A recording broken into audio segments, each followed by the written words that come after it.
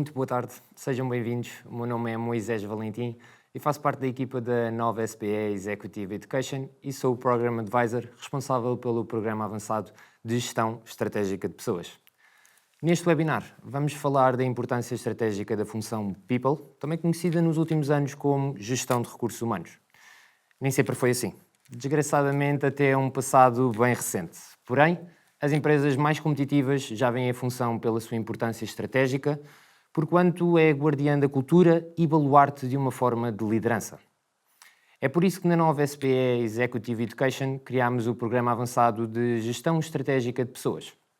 Esta é uma evolução do Programa Avançado de Gestão, Pessoas e Cultura, que avançaria agora para a sua 4ª edição. Esta é uma oferta pensada para gestores que veem a gestão de pessoas e de negócios como duas faces da mesma moeda e que pensam de forma estratégica, considerando as variáveis humanas e culturais, de forma holística e sistémica, como mais um elemento para a empresa ganhar competitividade no mercado concorrencial. Deixem-me que vos apresente os nossos convidados. O professor Eduardo Mendes é o diretor executivo do Programa Avançado de Gestão Estratégica de Pessoas. Conta com cerca de 20 anos de experiência em gestão de recursos humanos.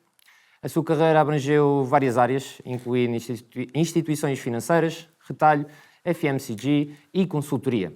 Atualmente é Managing Partner na Harpoon Consulting e é também docente na Nova SPE Executive Education. Foi ainda diretor de pessoas em várias empresas entre 2015 e 2020, tanto a nível nacional como internacional. É mestre em gestão de empresas e tem uma licenciatura em Psicologia das Organizações. Apresentar também o professor Pedro Brito, é Associate Dean da Nova School of Business and Economics e, antes de juntar à Nova SBE, liderou o negócio de consultoria de recursos humanos na Mercer como Country Business Leader. Esta oportunidade surgiu da aquisição frutuosa da Jason Associates, uma empresa de consultoria e desenvolvimento de liderança distinta que fundou pessoalmente em 2004. Anteriormente, foi gestor de negócios na Michael Page, uma reconhecida empresa de recrutamento especializado, e em consultoria na Arthur Andersen, atualmente Deloitte. É coach certificado e atualmente aluno de doutoramento na Rotherham School of Management, nas áreas de liderança e desenvolvimento organizacional. Deixo agora com os nossos convidados. Muito boa tarde. Boa tarde a todos. Desafiei aqui o Eduardo Mendes, que é diretor do Programa de Gestão Avançado, para falar deste tema de gestão de negócios e gestão de pessoas, as duas faces da mesma moeda. Eu tenho aqui algumas questões, mas antes de começar eu gostaria de só fazer aqui um breve enquadramento, se não te importares, Eduardo, que tem a ver com o enquadramento de recursos humanos. Como sabemos, durante muitos anos, na área de recursos humanos, como o Moisés também comentou, foi essencialmente um departamento mais administrativo, responsável por contratos, folhas de pagamento, processos de recrutamento, etc. Muito pouco mais do que isso. Hoje, as empresas que lideram os seus mercados, os seus setores, entendem uma coisa muito importante. A gestão de pessoas não é apenas uma função operacional, é um eixo absolutamente estratégico, tão crítico como áreas como a área financeira, operações, a área de marketing. E a pergunta que nós todos temos que fazer, enquanto profissionais de recursos humanos ou líderes de organizações, é: será que as nossas empresas já compreenderam essa transformação de facto? Hoje vivemos num momento em que o talento certo, na cultura certa, pode ser claramente o fator de diferenciação mais competitivo de uma empresa, mas esta mudança não aconteceu por acaso. E é sobre esta evolução que eu gostaria também de refletir hoje e provocar aqui a conversa com o Eduardo. Muitas coisas mudaram, a economia tornou-se cada vez mais baseada em conhecimento e inovação, o talento é um ativo crítico, não só a atração, o desenvolvimento e a retenção das pessoas certas tornou-se uma vantagem competitiva. A tecnologia, naturalmente, e a digitalização estão a reformular a forma como trabalhamos e lideramos as equipas, conscientes de que antes os RH eram mais um executor de processos, compliance e burocracia, e hoje é um parceiro de negócio que impulsiona muitas vezes a cultura, a inovação e o crescimento da própria organização. Dar aqui alguns exemplos. No caso do LinkedIn, divulgaram recentemente um estudo que mostra que as empresas que têm maiores níveis de desempenho são aqueles que os DRHs têm maior proximidade com os CEOs, que não é de estranhar isto, porque participam em decisões estratégicas na empresa e cada vez mais empresas bem-sucedidas já perceberam que as pessoas certas são mais importantes que a estratégia certa. Pode ser até relativamente polémico. Não, a estratégia é a coisa mais importante. Só que a verdade é que a estratégia muda com uma rapidez tremenda, algo que não acontecia no passado, era aqueles business plans a 5 anos, E hoje, de facto, nós tivemos as pessoas certas, elas são capazes de se adaptar muito mais rapidamente e mudar a estratégia se necessário. A cultura organizacional deixou de ser um conceito abstrato, ela determina em grande parte a produtividade, a inovação, os resultados financeiros. E dar aqui um par de exemplos. A Netflix, para mim, é um exemplo clássico de máxima liberdade, máxima responsabilidade. Aboliu, por exemplo, os mapas de férias, aquela coisa de chegamos a março e os recursos humanos enviam aquele pedido de registro do mapa de férias. Aquilo já não faz sentido nenhum, até porque sabemos que depois vamos ter que alterar de qualquer maneira quando se aproxima do verão. Portanto, criou-se um ambiente de autonomia, de confiança, de responsabilidade, e isto permite também atrair os melhores talentos. É evidente que isto é meramente um pequeno exemplo, mas pode ser replicado em muitas outras atividades e boas práticas que a Netflix tem desenvolvido. No caso, por exemplo, da Microsoft, a evolução passou de um passado muito focado de comando e controle para uma cultura de aprendizagem, sobretudo desde esta nova geração com o novo CEO, passou para uma era de growth mindset, ou seja, há um incentivo à aprendizagem e colaboração que se tornou, acima de tudo, o tema central da cultura de Microsoft. E isto foi completamente determinante, não só para o reconhecimento do valor da própria organização nos mercados financeiros, mas também o seu posicionamento no setor. Só dar aqui uma nota sobre um professor convidado, o Steve Cadigan, que foi o primeiro diretor de recursos humanos do LinkedIn, é um convidado permanente aqui na nova SBE, é autor de um livro que eu pessoalmente adoro, que é o Workquake, que penso que também conhecerás, em que costuma dizer que as empresas com o negócio mais sustentável no futuro são aquelas que apostam na criação de escolas, de business schools dentro da sua organização. The new business should have the best business schools. Internamente. Não quer dizer que não trabalha com a nova SBE ou com outras escolas, mas aquilo que é cada vez mais determinante é a rapidez com que as empresas preparam os seus colaboradores para os desafios do futuro. É a rapidez que torna mais competitiva. O que estes casos acabam por mostrar é que as empresas que colocam a cultura, o desenvolvimento das suas equipas, as pessoas no centro das suas estratégias, conseguem não apenas sobreviver, mas conseguem claramente crescer exponencialmente. Crescer dentro das variáveis que fizerem sentido para as suas organizações. E se há algo que aprendemos nos últimos anos é que não existe cultura sem liderança. Não é?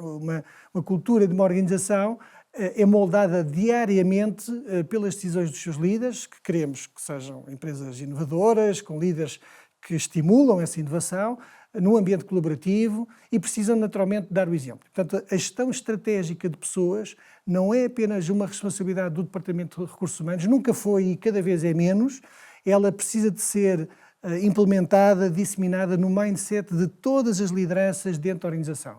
E há uma série de desafios perante este enquadramento. Por um lado, como é que se cria um ambiente onde o talento e as lideranças conseguem desenvolver? Como é que se garante uma cultura organizacional que consegue impulsionar estes objetivos estratégicos, que não é assim tão evidente? Costumo dizer que há sempre 4 variáveis: liderança, a cultura e os seus artefactos, os rituais, a forma como se comunica interna e externamente e depois os moments that matters. Os moments that matters são aqueles pequenos momentos que incluem, inclusive, processo. Senão é um bocadinho como, desculpem a expressão, uma vaca de 4 patas. Tiramos uma destas 4 variáveis, processos, cultura, comunicação e liderança, ela anda, mas anda coxa. E, portanto, estas são algumas das questões que fazem com que a gestão de pessoas seja um eixo estratégico e um fator crítico para o sucesso empresarial. Tendo em consideração todas estas variáveis, todas estas questões, eu gostava de desafiar a Eduardo para, enfim, dissertares um pouco sobre estes desafios dentro e fora do programa que nós temos dentro de nossa casa. Temos muitos programas de liderança, como tu sabes. Aliás, 95% dos nossos programas são dedicados para líderes, não significa que sejam apenas para lideranças. E como diretor executivo deste programa, eu gostava que tu partilhasses um pouco aquilo que é a tua visão sobre o futuro da liderança, das organizações, dos profissionais de recursos humanos, e eu vou-te provocando durante essa conversa sempre que me apetecer. Por favor. Vamos a isso. Muito bem. Obrigado, Pedro, obrigado, Moisés, e obrigado à Nova por proporcionar este momento. Tu dizes-me que queres-me provocar com questões sobre o futuro. Eu preparei aqui uma pequena apresentação para partilhar com todos vocês que estão aí, não sei se em casa, se nos escritórios, e, by the way, a quem também desejo muito bom dia e que se divirtam durante esta apresentação. Preparei um pequeno conjunto de slides, não só sobre o futuro, mas porque o futuro não acontece em vácuo, preparei sobre o futuro, mas também o passado e o presente. E é justamente isto. São 3 coisas apenas, parece fácil, mas aqui cabe muita coisa, na verdade. E então, ao longo dos próximos minutos, vamos aqui, e interrompo-me sempre que achares pertinente, vamos tendo aqui uma conversa para que isto seja também mais dinâmico. Mas falemos então sobre por onde isto tudo começa, que é pelo passado. E se olharmos para o passado, o próprio Moisés também dizia, utilizando aqui um advérbio de modo que era o desgraçadamente, acho eu, que nem sempre esta função, a função people, a função recursos humanos, teve um lugar de destaque. E, na verdade, quando nós olhamos antes da Revolução Industrial, quer dizer, não era no tempo certamente do feudalismo e das guildas, que a função tinha importância, começa-se a falar nisto de uma forma muito diferente, mas começa-se a falar essencialmente na Revolução Industrial. E quando olhamos, enfim, se olharmos aqui para 6 momentos com importância histórica, justamente a Revolução Industrial, uma função extremamente baseada em processos administrativos, burocracia, payroll, contratos de trabalho, quando eles existiam naquela altura, pouco mais. Em 1920 é quando começamos a ouvir falar de autores como o Elton Mayo e a importância das condições de luminosidade e da motivação e outros fatores humanos, tanto que deu origem justamente à Escola das Relações Humanas, no trabalho e na motivação das pessoas para fazerem esse mesmo trabalho. É só em 1940, e estamos a falar essencialmente de uma realidade muito centrada nos Estados Unidos da América. Em Portugal ainda tínhamos uma sociedade extremamente corporativista, mas é aqui que começa a haver a emergência de algo que hoje poderíamos considerar próximo de uma gestão moderna de recursos humanos, com as diferentes disciplinas, o desenvolvimento, a componente remuneratória, tudo pensado, mas sempre de uma forma muito transacional. 1960, o surgimento de algumas políticas antidiscriminatórias dentro do movimento dos civil rights. Em 1980 começa a existir tecnologia para suportar a gestão de recursos humanos, mas ainda de uma forma muito arcaica, com os servidores ou nos servidores dos próprios clientes, nada destas coisas em cloud que hoje existem. E é quando chegamos ali à viragem do século que a função começa, como eu costumo dizer na gíria, a ganhar um lugar à mesa dos adultos. E começamos assim a pôr os cotovelos para fora a dizer também quero participar em algumas das discussões interessantes que vocês têm. E é aqui que a coisa começa a ganhar alguma relevância e também interesse e pertinência. E chegamos com isto ao momento presente. O momento presente traz-nos uma série de desafios. Na verdade, os próximos, já não sei se são 7 ou 8 slides que eu aqui vos trago, todos eles têm problemas, ou se quiserem numa linguagem mais expositiva, desafios para nós resolvermos. O primeiro é que, justamente desde a Revolução Industrial, que nós multiplicamos por 8 o número de pessoas no planeta. Somos muitos. 8 mil milhões. E vocês me dirão, ótimo, temos todos os nossos problemas de skills e de talento resolvida, já vamos ver que não será bem assim. No meio disto tudo, a expectativa ou a esperança média de vida aumenta para o dobro nos últimos 200 anos também. Mais se reforça a ideia de que, maravilhoso, temos gente em barda para trabalhar. Porém, a população está envelhecida, estes são os dados mais recentes no Our World in Data, são de 2023, e o que mostram, se nós olharmos para aquelas manchas azuis, nós vemos as medianas, a linha que traça, que corta a distribuição ao meio, e vemos ali Portugal, o número é quase 50, como veem pela cor, na verdade o número é 47, se a memória não me falha, 47 anos é a linha média. Somos um país envelhecido e todo o mundo ocidental tem a população envelhecida também. E quando olhamos para a forma como ela vai evoluir nos próximos anos, vemos 2 fenómenos. Um primeiro, envelhecimento no mundo ocidental, como já vínhamos a ver. O outro é que, matematicamente, se somos 8 mil milhões, estamos a nascer, estão a existir mais seres humanos. Acontece, porém, este artigo da BCG eu considero particularmente relevante, apesar de já ter uns aninhos. Ele é de 2017. Mas o que eles diziam, e a Gartner corroborou, é que existe hoje em dia, e vai existir progressivamente, um desequilíbrio entre as skills e onde existem necessidades de skills e onde existem pessoas mais jovens com mais, teoricamente, plasticidade para aprender novas skills. Então, este foi o desequilíbrio que foi identificado e que nós hoje vemos como um tema a resolver na gestão moderna de recursos humanos e na gestão moderna de negócios. Quando olhamos também para o passado e numa breve retrospectiva, o que é que nós vemos? O feudalismo que há pouco falava, a Revolução Industrial, hoje, ou nos últimos anos, fábricas sem pessoas, essencialmente com máquinas, e escritórios cheios de pessoas, e ali no canto superior direito a florzinha do OpenAI, que mostra que há algo novo a acontecer e que, enfim, todos sabemos que é o aparecimento da inteligência artificial e de novas tecnologias que certamente, ainda não sabemos muito bem como, muito se teoriza, mas vão ter um impacto gigante na forma de gerir trabalho e gerir pessoas. Eu quando falo disto, e ultimamente é comum falarmos de inteligência artificial, eu coloco sempre esta imagem que é o movimento do ludismo, quando justamente na Revolução Industrial se incendiavam tiares mecânicos para tentar fazer aquilo que eu chamo de parar o vento com as mãos. Não adianta, a mudança está aí, é abraçá-la e tirar o melhor partido dela. A tudo isto, que já são desafios suficientes para nós gerirmos, juntamos aqui uma pitada da parte emocional, se quiserem.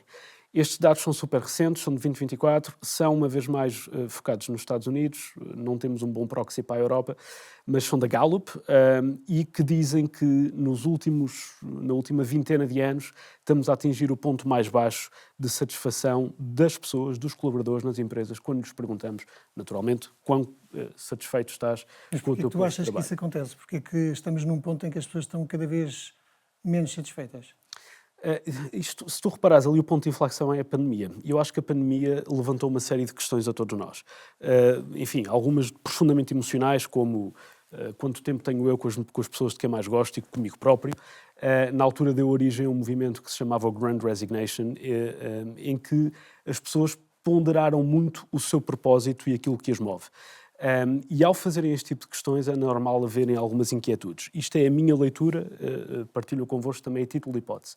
É isto que gera alguns movimentos que nós vemos hoje, como, em princípio vamos voltar a falar disto aqui a nada, mas as carreiras proteanas, as carreiras em que as pessoas não querem delegar a gestão da sua própria carreira ao seu empregador, tomam-na para si próprio, movidos por um fortíssimo sentido de propósito e um questionamento muito forte do que é que as faz correr. Então, eu diria que este tipo de questões está na base de alguma insatisfação que vemos aqui nestes gráficos. É a minha hipótese. Os dados são muito recentes e acho que ainda se vai teorizar um bocadinho sobre o que é que pode estar ali na gênese destes indicadores. Tudo isto e todos estes desafios trazem creio eu, na minha leitura, uma boa notícia para nós profissionais de recursos humanos. É que, aos olhos e na mente dos líderes de negócio, nomeadamente os CEOs neste estudo da Gartner, nós estamos, a parte people, a parte do workforce está a ganhar importância, está a ganhar relevo estratégico na agenda dos líderes de negócio e do próprio negócio como tal. De tal maneira que este gráfico também é muito recente, é de 2025, na verdade, da Burson Company, e o que isto mostra é que se durante os anos, ali até aos anos 20 do século passado, tínhamos o priorado dos CFOs e da agenda financeira, mais recentemente, com a evolução tecnológica desde a década de 70 dos CIOs, hoje há quem arrisque dizer que chegou à altura dos CHROs, ou das CHROs, porque a agenda de people está justamente no centro da agenda do negócio. E por isso também chamamos a este webinar as duas faces da mesma moeda, gestão de pessoas e gestão de negócio. Então, o meu convite é vamos capitalizar isto, vamos agarrar o bastão e fazer valer do nosso conhecimento. Como é que fazemos isto? Como é que tornamos realmente duas faces da mesma moeda? Então aqui começamos a olhar ainda estamos no presente, ainda não começámos a olhar para o futuro, mas isto é um estudo da McKinsey, um artigo da McKinsey, que diz justamente que há 9 imperativos em que a função people é soberana. E os 3 principais estão ali no centro: cultura, propósito e valor, ou se quisermos, porquê que nós existimos, o propósito, o que é que nós entregamos, que valor entregamos e como o fazemos, a nossa cultura. E depois ali 6 áreas satélite que são a forma como operamos e a forma como crescemos. Mas se olharmos ali, eu não vou entrar em detalhe para cada uma delas, se olharmos para tudo isto, a função People, e como também o Moisés dizia na introdução, é a guardiã, é o baluarte de agendas como a cultura e, como tu próprio também dizias, Pedro, da liderança, sendo que cultura e liderança são elas próprias duas faces de uma mesma moeda. Sempre e quando olhemos para isto de uma forma estratégica e intencional. Não deixar a cultura acontecer porque ela acontece e a cultura de liderança acontecer porque ela acontece, mas sermos intencionais na forma como gerimos as 4 patas que tu falavas, dos artefactos, dos processos e tudo isso. Então, a lógica aqui é um bocadinho esta. Se virmos estas duas faces da mesma moeda, a cultura e a liderança, eu costumo utilizar uma metáfora que, olha, vale o que vale, partilho aqui convosco, se acharem piada, roubam-na com steal with pride, como eu costumo dizer. A liderança é como a água. Pode haver uma infiltração no 10º andar, eventualmente vai chegar cá abaixo sob a forma de ou pequenas manchas de água, ou o que quer que seja. Visto assim de uma forma negativa, parece que ninguém gosta de ter infiltrações em casa, mas a boa notícia, se virarmos o bico ao prego e a virmos de uma forma mais positiva, impacta. A liderança serve como role model da cultura. E quando falamos de trabalhar a cultura de forma intencional, devemos e podemos trabalhar a liderança de forma intencional também. Então, aqui a lógica é dizer que se isto é importante, e o estudo da McKinsey diz que sim, então nós somos os principais agentes para trabalhar de uma forma intencional estas duas agendas. Então, se calhar chega a altura de falarmos um bocadinho do futuro, olharmos para a frente e vermos o que é que podemos fazer. Eu trago aqui essencialmente convites, não trago nada prescritivo, porque há pouco falávamos das culturas top-down. Eu não sou um fervoroso adepto das culturas top-down. No mundo VUCA, no mundo volátil, incerto e tão rápido como o que temos hoje, sermos donos únicos de aquilo que se deve fazer e impormos isso, necessariamente limita o acesso à diversidade de pensamento para resolver problemas tão complexos e rápidos como os que temos hoje. Portanto, não quero ser prescritivo, quero trazer sobretudo convites à reflexão. O primeiro de todos é pensarmos de uma forma sistémica. Quando nós olhamos para a função recursos humanos, o meu convite é não olhar para a função people. E tantas vezes, isoladamente, quero dizer, tantas e tantas vezes eu ouço de profissionais colegas a expressão, isso é com o negócio, ou isso está do lado do negócio. Não, caramba, logo aí estamos a colocar uma linha na areia. Negócio e people são uma e uma só coisa. Estamos aqui para acrescentar valor também ao cliente, estamos aqui para acrescentar valor também à comunidade e à sociedade e ao acionista, enfim, todos esses eixos. Então é olhar realmente uma perspectiva sistémica, sem grandes barreiras entre o que é uma quinta e o que é outra quinta.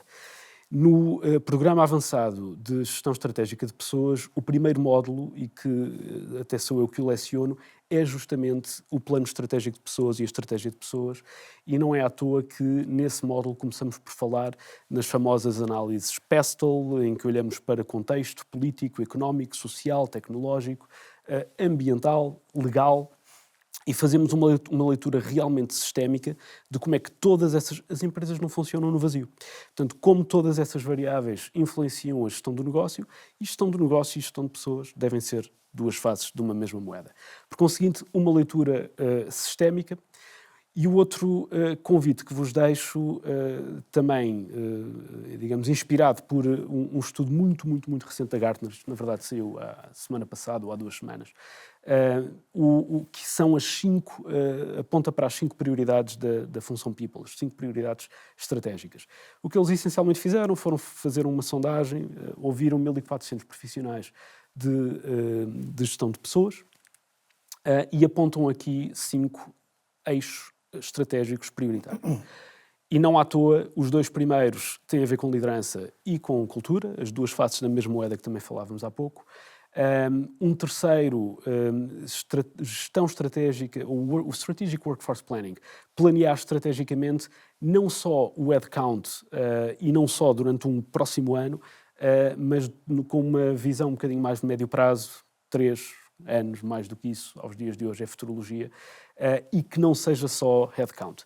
A estatística que eles trazem para este ponto em particular, 66, julgo que é 66, mas mais de 60% é de certeza, mais de 60% das pessoas, daqueles 1.400, dizem que fazem exclusivamente planeamento de headcount para o próximo ano. Tu dizias há pouco, Pedro, que a altura dos planos quinquenais já acabou, e é bem verdade. Eu não sei se isto é a melhor altura da história para citar presidentes americanos, mas o Eisenhower tinha uma frase célebre: planear é tudo, mas o plano não é nada.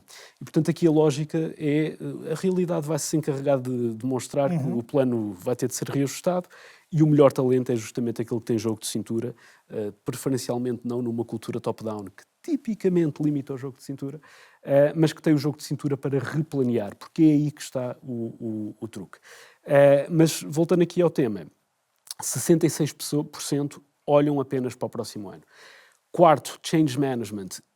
Eu sou um fervoroso crente, é a minha hipótese, vale o que vale, é uma crença minha, aqui o assumo, mas sou um crente de que a função people tem um papel muito importante, determinante, e nas funções que eu fui tendo, tomei para mim de sermos os guardiões também da gestão da mudança. Tipicamente sabemos das coisas antecipadamente, tipicamente se conseguimos esse lugar à mesa, discutimos visões de mais longo prazo e discutimos como é que através das pessoas podemos fazer isso. Outra velha máxima e outro chavão: as empresas não são as paredes e as mesas e os computadores e a frota automóvel e as máquinas na fábrica, as empresas são as pessoas e a mudança faz-se através das pessoas. Portanto, somos e deveremos chamar essa responsabilidade a nós próprios os donos da gestão da mudança, ou pelo menos os guardiões. Por último, nos dias que correm, difícil não falar disto como uma prioridade estratégica, a componente tecnológica. 50%, mais de 50% dos 1.400 sondados dizem que a plataforma tecnológica e os sistemas nos quais se baseiam para tomar decisões de negócio e de pessoas, estamos aqui a defender que são a mesma coisa, não respondem totalmente às necessidades da empresa. Então, este slide aqui e a conversa em torno dele aponta alguns caminhos de futuro para ganharmos justamente esse lugar à mesa. E a boa notícia é que há dados que evidenciam a correlação positiva entre as capabilities ao nível da gestão de pessoas e o crescimento do negócio. E, por conseguinte, não estamos a falar em vácuo, não estamos a falar no campo das aspirações. Sim, há uma componente disto que é aspiracional, devemos querer o dito lugar à mesa, e também não deixo de registar com algum pesar que muitas empresas ainda não têm nos seus boards a função recursos humanos cabalmente representada e está muitas das vezes por debaixo de outro tipo de funções. Então devemos lutar para este lugar à mesa, e isto não é só aspiracional, os dados comprovam que isso faz bem ao negócio, faz bem ao crescimento do negócio. E é por isso, em jeito de conclusão, que demos este nome ao webinar. Duas faces da mesma moeda. Eu também deixo aqui um convite à leitura. Escrevi num blog aqui da Nova SBE, 16 de setembro, um artigo justamente em torno disto, desta ideia de termos um lugar à mesa porque somos, sempre fomos e seremos gestão de negócios. Gestão de pessoas e gestão de negócios são e devem ser uma e uma só coisa. É aquilo em que eu profundamente acredito, os dados mostram isso e continuarei a lutar. Deixa eu fazer aqui uma provocação sobre isto, um lugar à mesa dos adultos. Eu sinto muitas vezes que os recursos humanos são os únicos adultos à mesa. Porque todos os temas, cada vez mais, os temas que... Quando eu digo temas, os desafios, os objetivos, as discussões que uma organização tem sempre uma variável relacionada com pessoas. Qualquer que ela seja, ou porque estamos a falar de um determinado colaborador, ou outro stakeholder, ou porque é preciso desenvolver determinadas competências, ou porque não as temos. Está sempre em cima da mesa, e muitas vezes tem que ser o próprio profissional de recursos humanos e os líderes que têm que estar capacitados para tal, terem a capacidade de ter um diálogo com esse nível funcional também. É como a sustentabilidade. Qualquer dia deixa de existir departamento de sustentabilidade para ser diluído dentro da organização. Tu acreditas que uma parte importante dos recursos humanos devia ser diluída na organização? Vou responder a isso em três vertentes. A primeira é a resposta direta. Acredito que sim.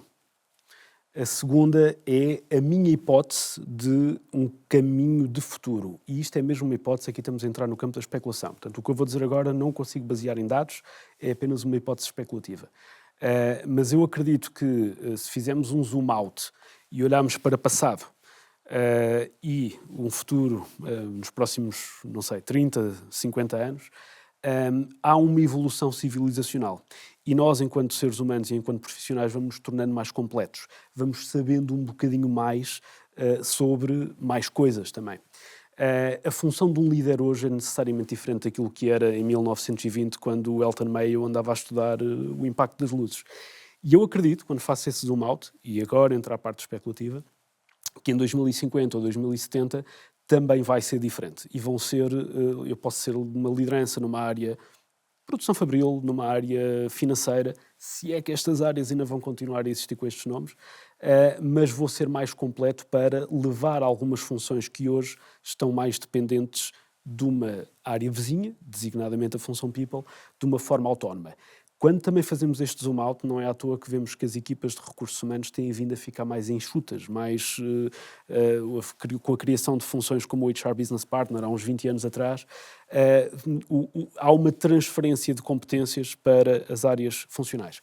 Então, esta é a minha hipótese, é especulativa, mas acredito que sim, que se vai diluir um pouco mais. Falta um terceiro eixo de resposta, que é quando eu digo lugar à mesa, é à luz do passado, presente e futuro que aqui falámos, e sobretudo do passado, em que nem sempre esse lugar esteve à mesa, pelo menos para uma conversa mais estratégica, e é à luz desse passado que eu digo. E em muitos casos ainda não está. Portanto, e em muitos casos ainda não está. Não estou de maneira nenhuma em desacordo, eu acho que é mais uma provocação porque, na verdade, deveria estar, não só porque tem legitimidade, mas porque os negócios de facto precisam dessa caixa de ressonância, dessas competências no processo de tomada de decisão, mas muitas vezes ainda existem linhas de reporting que não faz sentido nenhum. A Direção de Recursos Humanos estar a reportar uma função que não o CEO.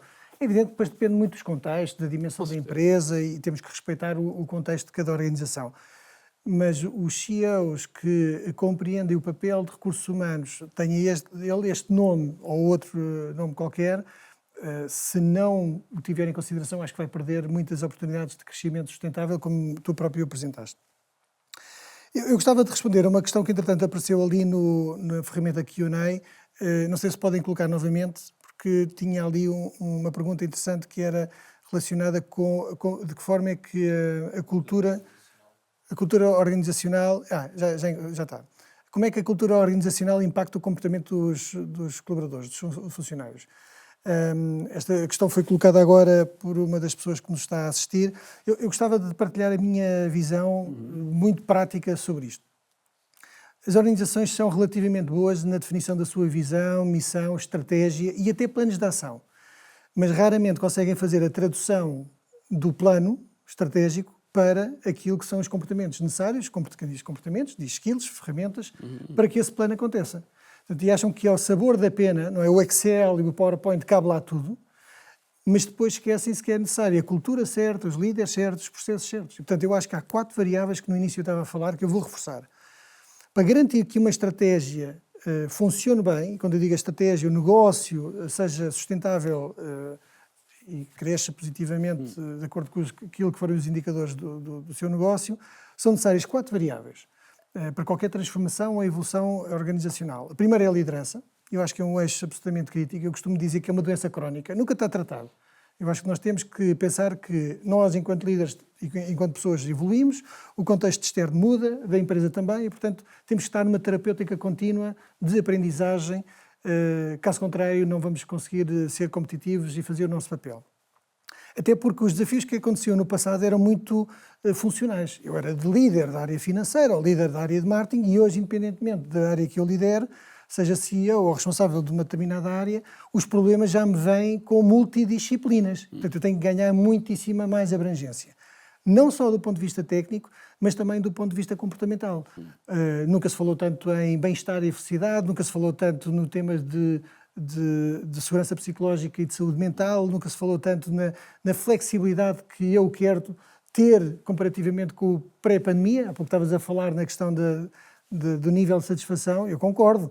A partir da pandemia, as pessoas começaram a recalibrar as suas prioridades e começam a valorizar outras coisas. Há muitas pessoas que nos dizem, jovens aqui da Nova SPE, que dizem: eu não quero ser líder de organização nenhuma. Eu vejo os líderes das organizações são os infelizes. Portanto, nós temos que repensar naquilo que deve ser a liderança do futuro. Eu acho que há 3 grandes papéis para além do papel do negócio. Um é garantir o bem-estar e a cultura certa dentro da organização, a recompensa e o reconhecimento, não há almoços grátis, e o desenvolvimento. As pessoas que sentem que estão a desenvolver-se dentro da sua organização são aquelas que provavelmente vão estar mais tempo e a fazer mais e melhor na sua organização. Portanto, eu diria que na transformação, liderança é a primeira. Depois há uma segunda que é a parte de comunicação. Podemos estar a falar de comunicação, engagement.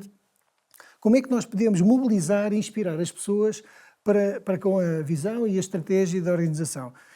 Quais é que são os canais, qual é que é a semântica, qual é a narrativa, qual é a história que faz com que todos nós, sejamos líderes ou contribuidores individuais, nos sintamos apaixonados por aquilo que fazemos todos os dias. E isso exige que o líder seja capaz, e as organizações sejam capazes de equilibrar o profit e o purpose.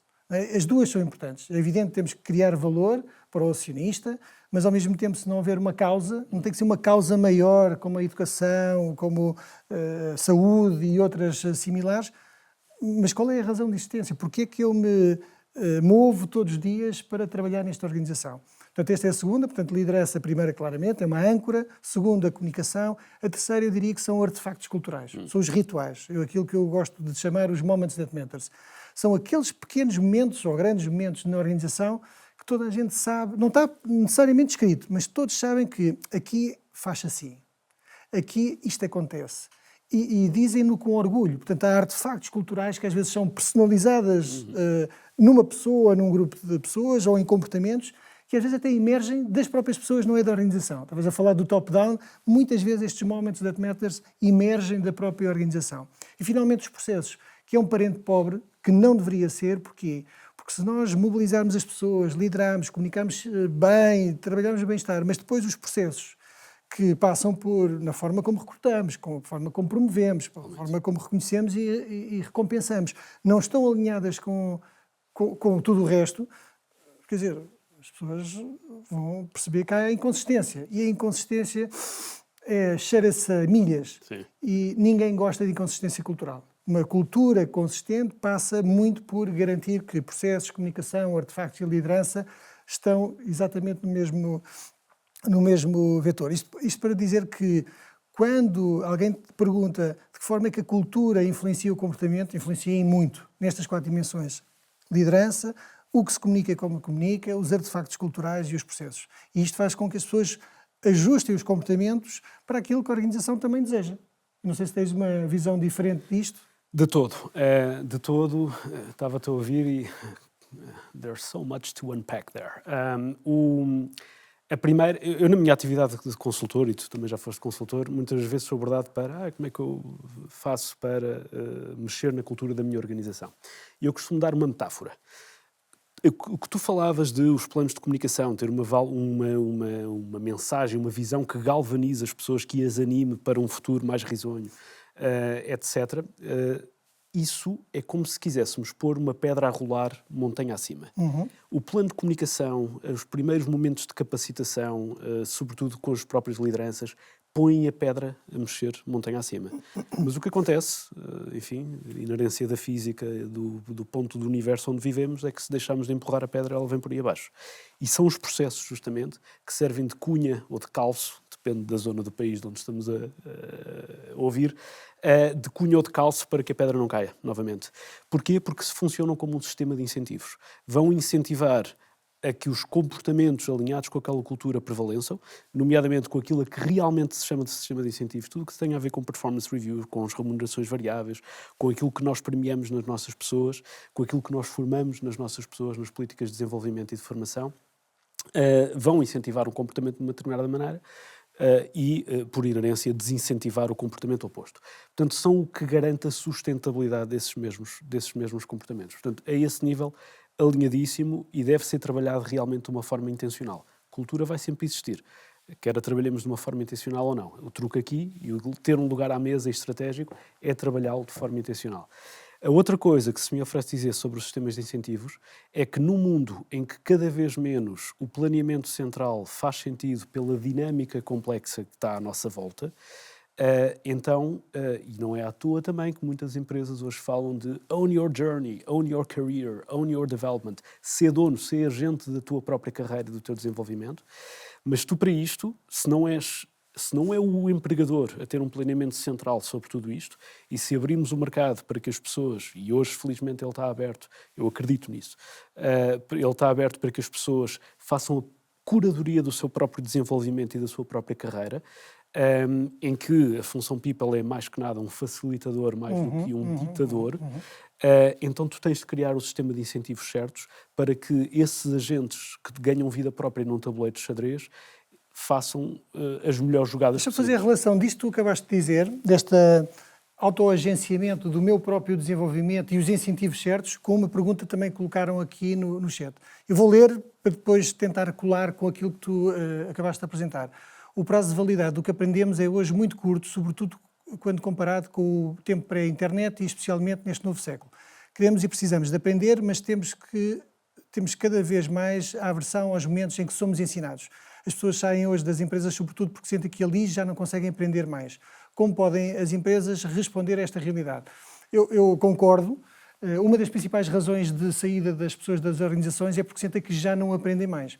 No subconsciente está um tema que tem a ver com a employability, tem a ver com a empregabilidade. Quando as pessoas sentem que estão a estagnar, de uma forma até inconsciente, começam a pensar em fazer mudanças porque se eu ficar obsoleto, eu amanhã estou menos empregável, vou-lhe chamar assim. E deixa-me ligar aqui àquilo que tu acabaste de falar sobre os incentivos ao meu agenciamento em termos de desenvolvimento. Eu vejo uma tendência muito interessante de cada vez mais organizações a criar aquilo que se chama o Skill-Based Organization. Ou seja, organizações que, ao invés de valorizarem a função, e hoje fazem benchmarks salariais, mas ao invés de valorizar simplesmente a função, começa-se a valorizar determinados skills. Se a minha estratégia é esta e os skills que eu preciso para responder a esta estratégia são estas, então eu vou valorizar, vou pagar mais por estes skills. Se eu for explícito à minha organização que são estes os skills que eu pago mais, eu de repente tenho os meus colaboradores muito mais preocupados em deliberadamente procurar desenvolver essas competências. Se a organização for esperta e preparar um plano de desenvolvimento, não necessariamente só formação, mas desenvolvimento, onde eu posso aprender em projetos, aprender através de formação, leitura, com outras pessoas, aquilo que se chama o modelo 70-20-10, esses skills, eu de repente tenho o melhor dos mundos. A minha estratégia precisa destes skills, eu já comuniquei à minha organização quais é que são, proporciono o desenvolvimento dos mesmos, eles sabem que eu pago mais pelo reconhecimento dessas competências e, portanto, eu vou ter um incentivo claro dos meus colaboradores a perseguir deliberadamente, dentro e fora da organização, esses skills. Fora, no sentido de procurar esse desenvolvimento fora para aplicar na organização.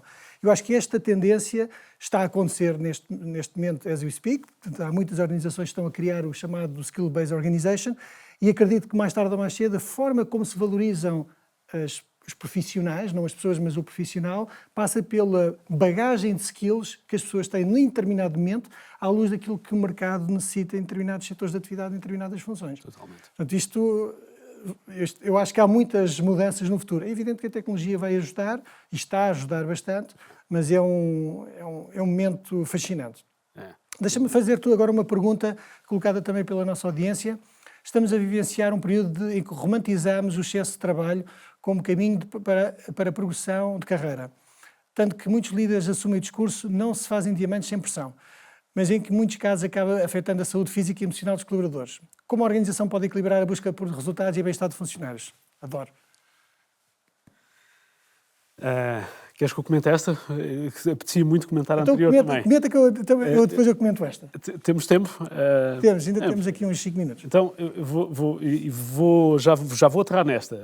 Portanto, a pessoa que escreveu isto, que saiba que ainda vou aterrar nesta. Mas sobre aquilo que tu dizias antes, primeiro, é verdade o que dizia a pergunta. E com dados. Um estudo da McKinsey também, em 2022, entre abril de 21 e abril de 22, 41% das pessoas que se demitiram-se porque não haviam forma de progredir na sua própria organização. Também é verdade esse movimento para um maior sentido de agência por parte do indivíduo na curadoria do seu percurso de carreira E dizer também, hoje em dia, é impossível falar destas coisas sem falar do impacto da tecnologia e da inteligência artificial, ou tem aparecido de forma muito salutar tecnologia que está ao serviço disto. Eu não vou estar aqui a falar de marcas porque, enfim, não vou passar a publicidade, mas hoje há plataformas tecnológicas que permitem um colaborador numa empresa chegar lá e dizer: o meu objetivo é em 10 anos fazer isto e estou a partir deste estadio, o que é que me recomendas? E a própria máquina interage e dá-lhe push notifications quando aparecem quer funções na empresa, quer projetos. E esta, desde logo, é uma outra tendência nos últimos anos, que é abrir o mercado não de recrutamento, mas é mais do que isso, é abrir o mercado de talento. O que é isto?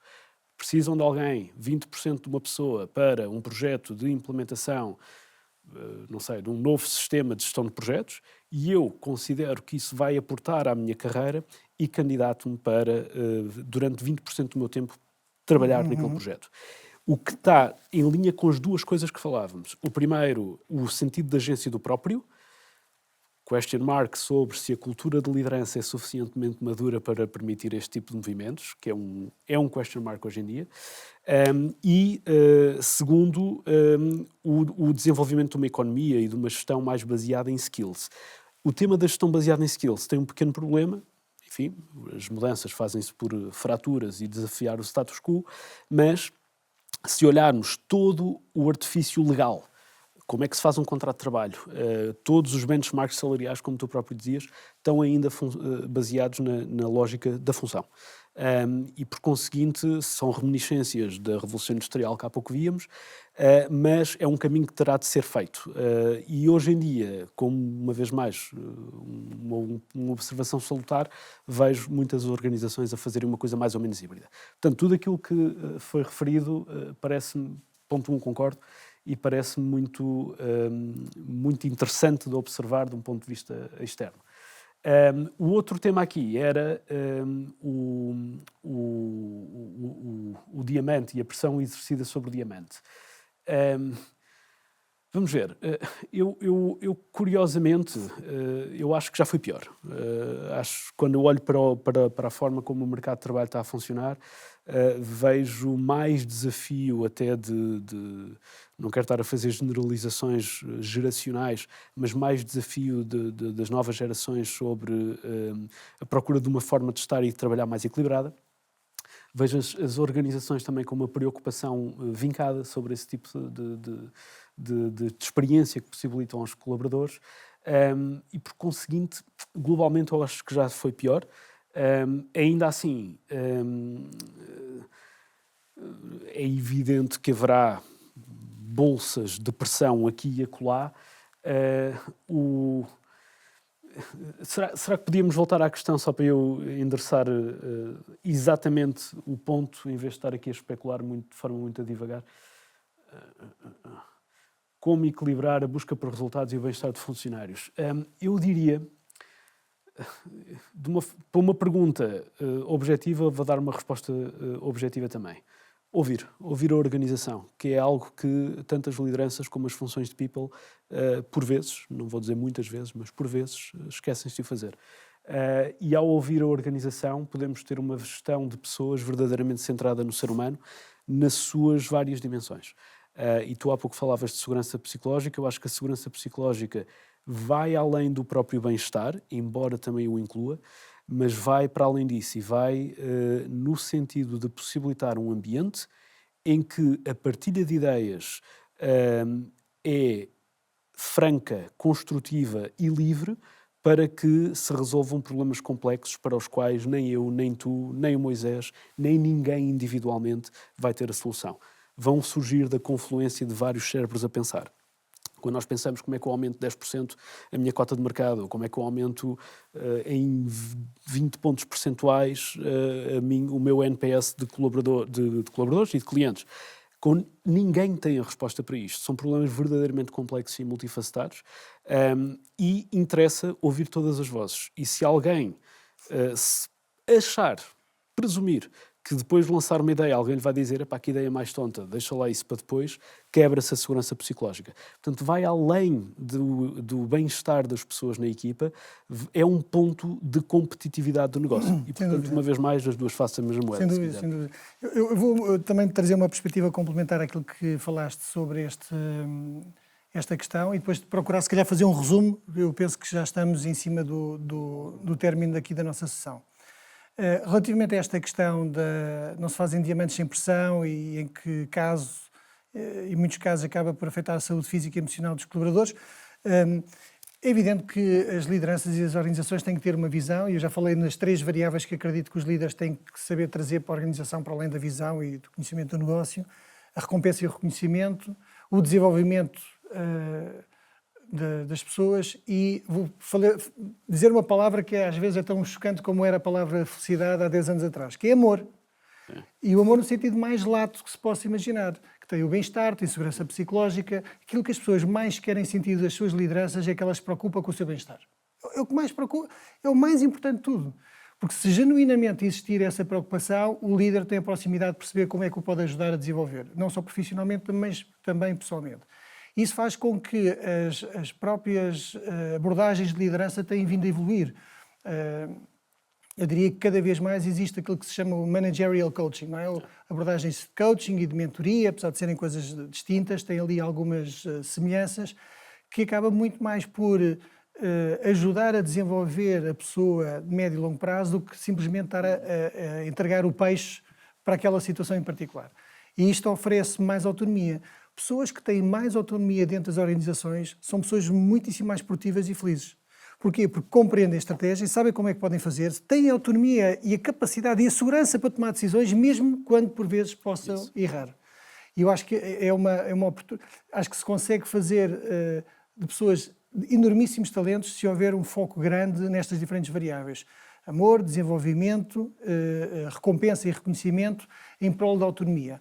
Deixar aqui uma nota muito importante que eu às vezes assisto e que me preocupa, que é: as lideranças querem muito isto, mas não trazem clareza, vivem muito no ambiente de ambiguidade, e a clareza sobre aquilo que se espera das pessoas é fundamental para que elas sintam flexibilidade na forma como podem operar. E a outra, os líderes continuam a achar que têm que ser perfeitos. Não têm que ser perfeitos, têm que ser autênticos, mostrando as suas vulnerabilidades. Vão ganhar muito mais pontos se demonstrarem que também têm os seus próprios desafios, do que simplesmente tentarem mascarar uma liderança perfeita que, by the way, não existe. Resumo. Falámos aqui de muitos temas, desde passado, presente e futuro, nomeadamente o tema da longevidade, que muito se poderia falar sobre esta matéria, nomeadamente a responsabilidade dos líderes para com as segundas e terceiras carreiras de colaboradores e passados colaboradores. A responsabilidade vai deixar de terminar quando a pessoa sai, vai continuar a ser depois da pessoa sair. As empresas têm que ter noção de que a sua responsabilidade no futuro não vai ficar limitada ao momento que a pessoa sai da sua organização, mas vai continuar.